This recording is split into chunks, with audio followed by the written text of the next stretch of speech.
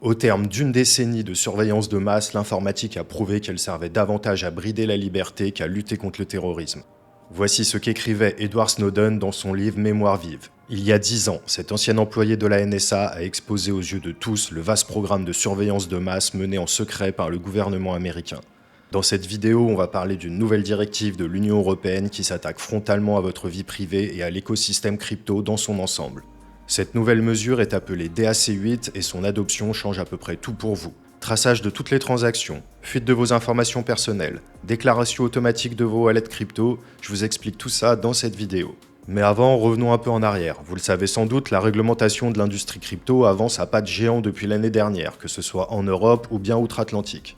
Alors que du côté des États-Unis, la SEC ne semble pas vouloir lâcher le morceau en multipliant les attaques envers l'écosystème, en Europe, le son de cloche est un peu différent.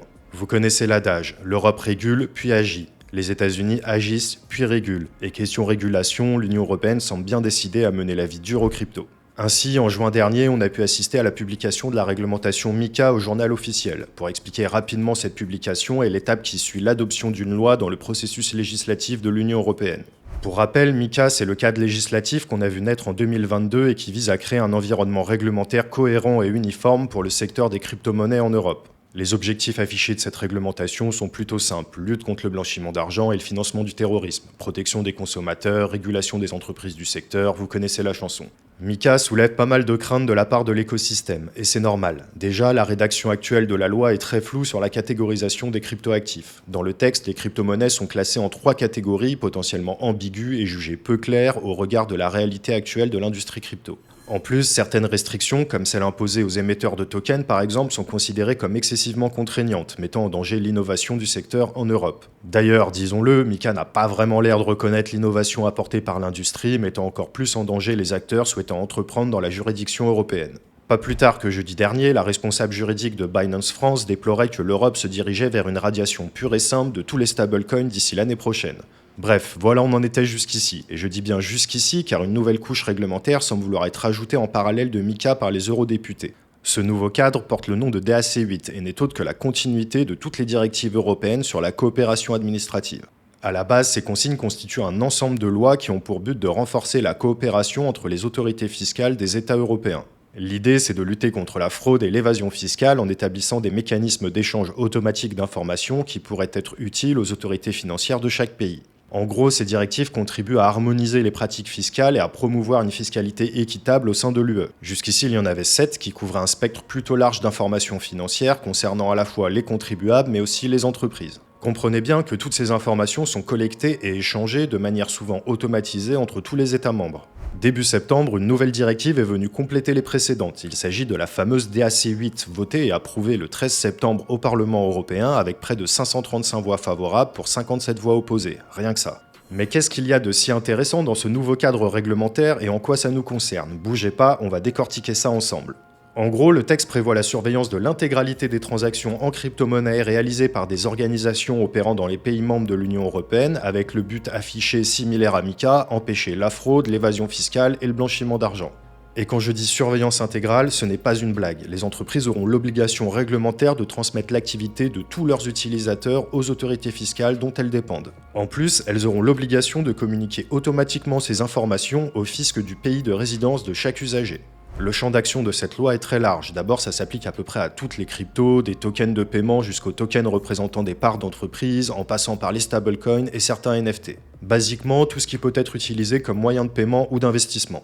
Concernant les informations, ça va du nom à l'adresse postale, en passant par la date de naissance et le numéro d'identité fiscale. Mais ce n'est pas tout. On l'a dit, ça concerne aussi les transactions. Le texte prévoit que les plateformes d'échange devront communiquer l'intégralité des transactions réalisées dans l'année par leurs utilisateurs. Ça concerne les retraits et les dépôts bien sûr, mais également tous les échanges, que ce soit de la crypto vers du fiat ou bien de la crypto vers d'autres cryptos. Le texte prévoit aussi que le stacking, le lending et les airdrops soient également de la partie. Et oui, rien que ça. D'ailleurs, on pourrait croire que ce texte ne concerne que les plateformes d'échange, mais pas vraiment. En fait, il couvre absolument toutes les personnes morales qui effectuent des services sur cryptoactifs. Plus précisément, le scope prévoit 2 types d'acteurs, ce qu'ils appellent les fournisseurs de cryptoactifs et les opérateurs de cryptoactifs. La première catégorie, c'est les plateformes d'échange et toutes les entreprises qui proposent de la conservation, de l'échange, du trading, du placement, du transfert et même du conseil. En clair, tous ceux qui sont d'ores et déjà concernés par la réglementation MiCA. La seconde catégorie est plus folklorique et en gros elle concerne tous ceux qui touchent à des cryptos mais qui ne peuvent pas être qualifiés d'institutions financières par MiCA. Dans le texte il parle des NFT, on peut par exemple penser à tous ceux qui touchent au secteur de la GameFi. On vous a déjà parlé d'Ultra, la plateforme qui veut tokeniser vos jeux et concurrencer Steam. Il se pourrait bien que l'entreprise tombe dans cette catégorie. Si c'est le cas, Ultra devra faire en sorte de communiquer aux autorités chaque achat et vente de jeux, et même chaque transaction in-game. Imaginez, vous achetez une épée sur votre jeu préféré et toute l'administration fiscale française se retrouve au courant. Bref, autant vous dire qu'à peu près toutes les entreprises ayant une activité en lien avec les crypto-monnaies sont concernées. Évidemment, le texte prévoit qu'en cas de données incomplètes, incorrectes ou fausses, des amendes plutôt salées seront distribuées. Le montant minimal de celle-ci sera de 150 000 € pour les entités dont le chiffre d'affaires dépasse les 6 millions d'euros. C'est important de comprendre ici que tout sera automatisé pour permettre une communication et une fluidité d'information à l'échelle européenne. C'est un véritable changement de paradigme et un tournant dans ce qui nous attend vis-à-vis de la réglementation future de l'industrie. Et oui, comme l'ont très bien explicité certains, là où il était très compliqué pour le fisc d'aller chercher certaines informations, ces directives vont tout changer et leur offrir une vue d'ensemble sur les comptes et les activités de tous les utilisateurs. Évidemment, des critiques se sont élevées. Au-delà de l'aspect intrusif du DAC8, certains arguent que cela rajoute une extrême lourdeur administrative. Ainsi, des passages pourraient manquer de clarté et mener à de mauvaises interprétations du texte. Enfin, il y a des craintes d'un manque d'efficience au regard du risque de récolter plusieurs fois certaines informations.